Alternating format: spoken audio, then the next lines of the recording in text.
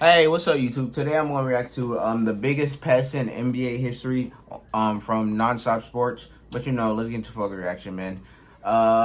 People, it's probably going to be Gary Payton. Let me see, Patrick Beverly, Kevin Garnett. That's just a couple few that I can name on top of my head. Talk trash, maybe Draymond, by maybe. their teammates and hated by everybody else. Here are the 10 biggest pests Okay, in hated. NBA history. Bill Laimbeer. Bill Laimbeer was a Bill, one of the first centers who shot three-pointers and a four-time All-Star. However, Bill was never famous for shooting and rebounding. What he'll always be remembered for is dirty fouls, getting under opponent's skin, and being the most... Yeah, he played for the Pistons, so it's like, bro, you already know how the Pistons played. They was like, on some dirty shit. Annoying and most hated player in the NBA. Laimbeer threw more punches and got into more fights than almost any other NBA player ever. His favorite trick was to kick or punch players when the refs weren't looking, and then flop and fall to the ground in pain due to the slightest touch from the opponent. Nah, that's crazy. Laimbeer and his teammate Rick Mahorn kicked the crap out of Jordan, Magic, Bird, and almost every superstar of his era. And their bad boy Pistons will forever be known as one of the scrappiest and dirtiest defensive teams ever, because he wanted to injure his opponents on purpose and foul players with or without the basketball. Many NBA legends still hate him to this day, and Larry Bird said that Laimbeer's the only NBA player with whom he won't even talk. John Stockton. By the look of him, you'd never expect John Stockton to be one of the best defenders and biggest a-holes ever at his position. Standing at 6'1" and I heard John Stockton was an asshole too. With neatly combed hair and nerdy shorts, Stockton looked like a nice guy, which he was, but only off the court. When he played basketball, Stockton was one of the scrappiest and dirtiest players ever. Because of his small stature, he got away with much more than others, and he used this to his advantage. When the refs wouldn't look, Stockton would pinch, scratch, and punch his opponents. He would trip guys up and play the most physical defense you've ever seen from a white point guard. Stockton except from a white point guard. Teams. He's the all-time leader in career steals by a wide margin, and his record will likely never be broken. But the dirtiest trick of all was his illegal screens. It was rare for point guards to even set screens. Bro, no way that was a fucking screen, bro. No way. Steals by a wide Nigga, margin. look at him. Will likely never be bro. Broken. But the dirtiest trick of all was his illegal screens. It was rare for point guards of his size to even set screens, let alone be so successful with them. Stockton would often move his hips in the final moments as the opponent approached. And that kind of hip checking gave a lot of bruises, even to much bigger players. Barkley said that Stockton set the toughest illegal screens he ever ran through. Gary Payton said that he's the toughest player he ever played against. And good-mannered Steve Kerr simply called Stockton a dirty bastard. Dennis Rodman. If you had to describe Dennis Rodman with one word, it would be energy. After games, Dennis Rodman, would man, often spend 1 hour on a treadmill or lifting weights because he couldn't stay calm and his heart would beat like crazy. In the later part of his career, he was a legitimate alcoholic and a party animal who'd often stay up until the wake of dawn. However, he still had so much energy that he led the NBA in rebounding and played world-class defense when the game started. Dennis Rodman was didn't crazy. care about whether he scored 0. This nigga will be out in a club, out all night at the club, then come and play and get 20 boards, bro. Like, bro, that's crazy. He didn't care if he fell to the ground 50 times, and he probably didn't even care if he died on the floor. What he did care about was rebounds and defense, bro, which he played with more energy than anybody in the history of the league. Rodman was the first player ever to celebrate defensive stops like he made the biggest shot of the game, and he was the first guy to make playing defense look cool. He was an irritant who never stopped guarding his man, and he'd get into everybody's face and try to provoke them with his physicality. He enjoyed fighting for position, elbowing, and irritating offensive players more than he enjoyed scoring. He successfully guarded all the best wing players of his era, but also power forwards and centers like Shaq, who was 100 pounds heavier. When a guy enjoys playing defense and jumps around like crazy when he makes a stop, that irritates the hell out of everybody he's playing against. And Rodman's pest level was over 9,000. Patrick Beverly.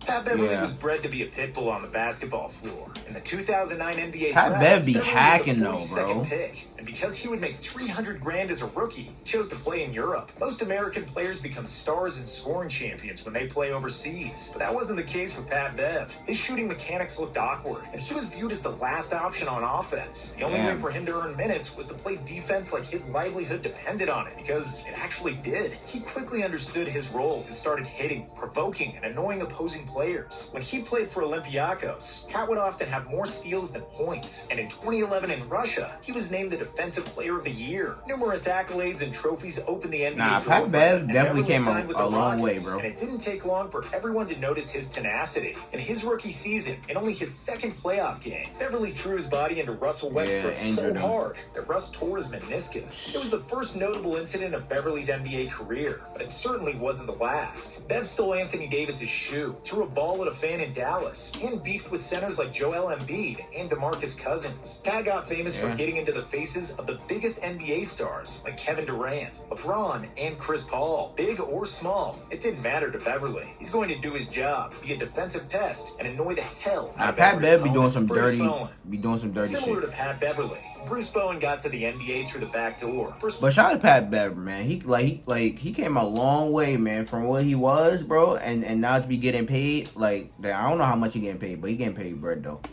Professional I think he's like Europe. 10 Bruce mil or was something. nearly 30 years old when he got his first real NBA opportunity. And like a mad dog, he fought with his teeth and claws to never let it get away. Bowen was one of the first NBA players to look at videotapes of his specific assignments and studied players' tendencies to be able to guard them better. On the court, he was as gritty as they come, using every means necessary to stop his man from scoring. He made it tough for an opponent to even get the ball, and when they eventually did get it, Bowen was glued to them, not giving up an inch of space. But what he is mostly known and hated for is sticking his feet in the player's landing space when they were shooting. His dirty ass habit nigga, resulted bro. in several opponents spraining their ankles. Bruce was also a practitioner of leg flailing and would often kick his opponents while jumping. Bro, this nigga just bro. He just did a jump kick. Look at this nigga, bro. Jumping, similar to Draymond Green in the 2016 playoffs. Bowen got fined for kicking and stepping that's some on dirty players nigga around shit, the ground. bro. Many consider him the dirtiest player ever. Bro, he's Draymond doing a Green, flying kick to niggas' faces, bro. Like, that's just, bro, that's insane, bro. Draymond Green. That's insane. In the modern era of basketball, Draymond Green is the biggest pest of them all. In the modern version of Dennis Rodman, like Dennis, Draymond is not a good shooter, and he rarely scores more than 10 points a game. But he's one of the most intelligent players in the NBA. He plays with a ton of energy on the defensive end, which earns him 6 all-defensive nods and the Defensive Player of the Year award. Draymond also celebrates big defensive plays, and he's extremely loud on the court. He's always talking, either to pump up his team, complain to the refs. He would have won it this year if he didn't get injured. His physicality, big mouth, and intelligence are an explosive cocktail that irritated a lot of players over the years. Draymond is never shy to fire back when somebody says something to him, and is always among the league leaders in technicals. Green has also been involved in several on-court incidents, namely kicking Steven Adams and LeBron James in the family jewels. Love him or hate him, you gotta appreciate his hustle, his physical defense, and playing hard. And because he's also constantly running his mouth, he's one of the only players in today's NBA that brings a 90s mentality to the floor. Tony Allen. Tony Allen thought that he was going to be a star when he first got to the NBA. His first coach, Doc Rivers, told him that he was never going to be a star. Tony Allen, bro, he's goated, bro. If he wanted to play, Tony Allen defense is world-class defense and make a name for himself diving on the floor, fighting like hell for loose balls, and taking charges. Allen listened to his coach, and he did become a star by playing some of the hardest defense in NBA history. All heart, grit, and grind. Tony Allen yelled from the top of his lungs after a winning defensive play for the Grizzlies. Soon enough, their whole team was dubbed Grit and Grind, and Allen was nicknamed the Grind Kobe Father. say that? He about to say it. Yeah, Kobe said that Tony Allen was like, his best defender to guard him. Their whole team was dubbed Grit and Grind, and Allen was nicknamed the Grind Father. Kobe called him the toughest defensive player ever, and when Kobe says something like that, it's the biggest praise you can get. Joakim Noah was such a pest that he pissed off several fan bases with his derogatory comments. I never heard anybody say that they're going to Cleveland on vacation. What's so good about Cleveland? At one point, he was the most booed player in the NBA. Bro, that's facts, niggas. Like, bro, no one said they're going to Cleveland for a fucking vacation, bro. Like, he wasn't lying. The Cleveland on vacation. He wasn't lying. What's so good about Cleveland? At one point, he was the most booed player in the NBA. They booed him in Cleveland, Boston, Miami, and several other places. Noah was another defensive player of the year who celebrated defensive plays, played with a ton of energy, and had a big mouth. He got under everybody's skin, and his trash-talking duels with Kevin Garnett and LeBron became legendary. Ron Artest. Before he Oh became yeah, head of Ron world Artest. peace, I forgot to Ron Artest mention was him too. anything but world peace. He was an extremely physical defender who had the body of a LeBron James, the defensive mentality of Gary Bro, Ron Payton, Artest and the was that mind of Vernon nigga, Maxwell. If you don't know anything about Maxwell, remember that they called him Mad Max, and that he once went into the stands and punched a guy in the 12th row. In 2004, the season after he won Defensive Player of the Year, Artest would do the same thing as Mad Max, only a tad more excessive. Yeah. And the crazy thing is, during this season, he could have won MVP during the season too. Infamous Malice at He was the in a Palace running was for the it. biggest incident in NBA But, history. you know, Malice in the Artest had a Palace physical and altercation with Artest several fucked some fans niggas up. together with teammates Steven Jackson and Jermaine O'Neal. Even though everybody remembers the Malice at the Palace, Artest was always playing on the edge of an incident, collecting technicals and ejections. In 2012, he nearly decapitated James Harden, which really contradicted the world peace name on his back. Yeah, And that before we elbow get to was the last crazy. player on our list, we have to mention some other pests that didn't make the cut. In the 90s, we had Charles Oakley and Xavier McDaniel, who always wanted to fight, and sometimes it seemed like they were doing MMA, not playing basketball. Matt Barnes and Kevin Garnett were also extremely physical, loud, and annoying. Marcus Smart has to be on the list due to his defense and his flopping, and so does Chris Paul. And defense and flop. Sure, I guess. Annoying. Marcus Smart has to be on the list due to his defense. Chris Paul. Flopping. Chris Paul's a dirty ass Paul. player, Even man. though he's a point guard, CP3 is a snarky defensive pest. And when we're talking about small, annoying point guards, we also have to mention Matthew Dellavedova and Grand Theft Alvarado, who both got famous for their scrappy defense. Gary Payton.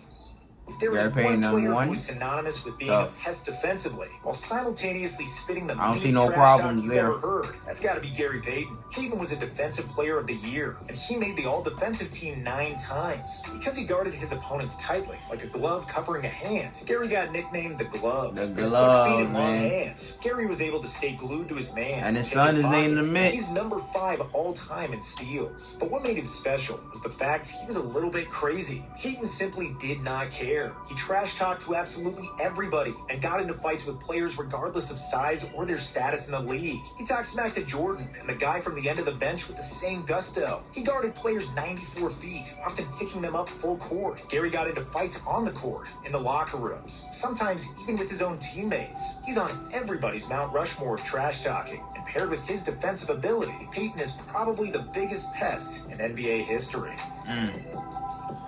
Hey, I don't see no problem with this list, man. But man, a good ass list from Nonstop Sports though. But it's like, man, like bro, that Bruce Brown or Bowen. Wait, I think it was Bruce Bowen, right? Bruce Bowen. But bro, that Bruce nigga, bro, that nigga was doing fucking flying jump kicks to niggas' faces and shit. It's like, bro, that's just dirty, bro. Like, bro, at that point, bro, is that shit even dirty anymore? It's like, bro, you're fighting at that point. Bro, you doing a flying kick, bro, at niggas' faces? Like, bro, that is crazy. And then sticking your leg out, making niggas land on your fucking feet and shit when they doing a jumper. It's like, bro, it's fucking like, bro, we fucking see how that shit happened to fucking Kawhi with Zaza Pachulia, bitch ass, fucking undercutting him and fucking it broke Kawhi ankle and shit. So it's like, nigga,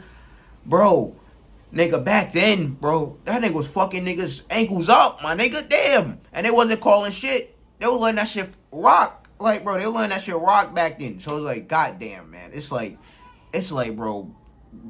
It's like, that's some dirty nigga shit, bro. Like, bro, that's fucked up. That's fucked up. But I agree, Gary Payton number one as the number one pest in NBA history.